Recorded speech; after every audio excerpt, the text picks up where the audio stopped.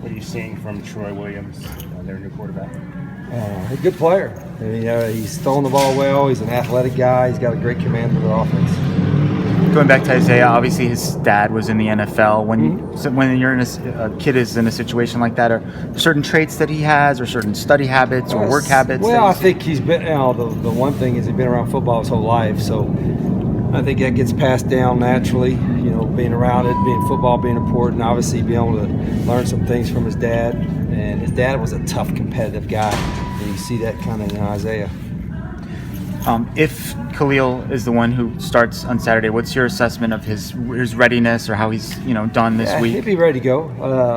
He'll be able to do a little bit more this week than he was the last couple of weeks, simply because of the urgency of getting more of the offense and him learning more of the offense. How quickly, when you have to, I guess, plug in a true freshman into that situation, how quickly normally do they progress to where you can begin to give them more and more? I think it's based on the individual. I think sometimes some guys you can add a lot every week, and sometimes you want to just keep it where it's at and not kind of confuse them. And we're figuring that out. The last thing we want to do as coaches is put too much on his plate where he can't function and he's thinking too much. He's a good athlete, but we don't want him thinking too much. There are major programs across the country are playing true freshmen starting at quarterback. Are those guys more ready in general to play just because of all the camps, the clinics? I think more because football has become more of a year-round deal with the 7-on-7. Some coaches don't like the 7-on-7 stuff. I think it's great. When the guys are playing, it beats laying around the house doing PlayStation. So I think you get more quarterbacks probably more prepared because they've thrown so much and are used to seeing coverages. And high school coaches, frankly, are with the technology and all that, are doing a great job getting these kids, college ready. You mentioned last week that, passing the ball to the guy that's open, and Shun right now is the guy that seems to be open. Why is he maybe progressed to that point where he's allowing himself to create that space? Well, one, he's made some good plays, but two, it's just been sometimes the way teams have played us. He's been the lucky guy, so to speak, that they've not covered as well. But the one other part of it is he's made a lot of it in practice. So if you see a guy make a lot of plays in practice, he's probably going to make them in the game, and he's making the most of his opportunities.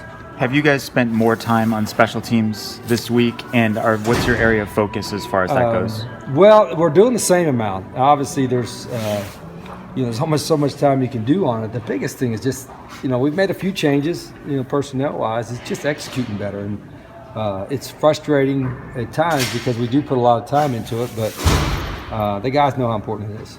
I know how much you watch their center Dealman. How big a loss is that for them that he's out of there? They've got good players. They'll plug somebody in there. Obviously, when you lose a starter, no matter who it is, especially a guy that's an all-league player, it's going to have a little bit of an impact. But we kind of know where they're coming from.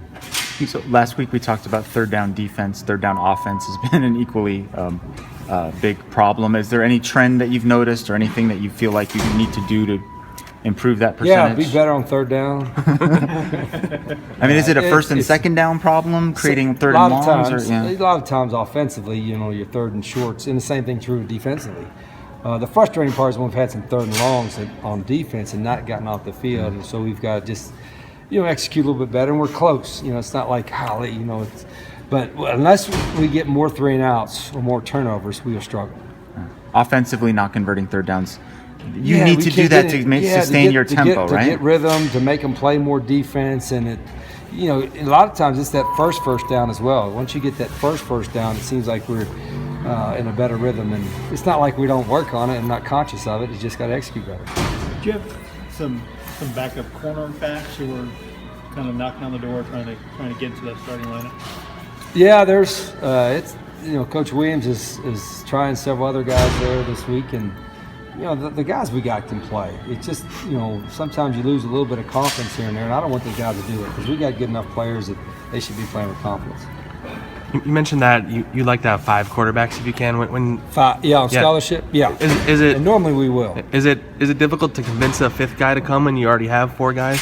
That's a fair question. I think a lot of times you're seeing backup quarterbacks leave, let alone the 4th or 5th guy. But I think if they all know that if they have 2 ready to win with, we can play 2 or maybe even 3, and they hopefully they like the program well enough they'll stay. So I don't think we can always find 5. And I think we can find 5 good ones, and we'll have 5 good ones on scholarship next year.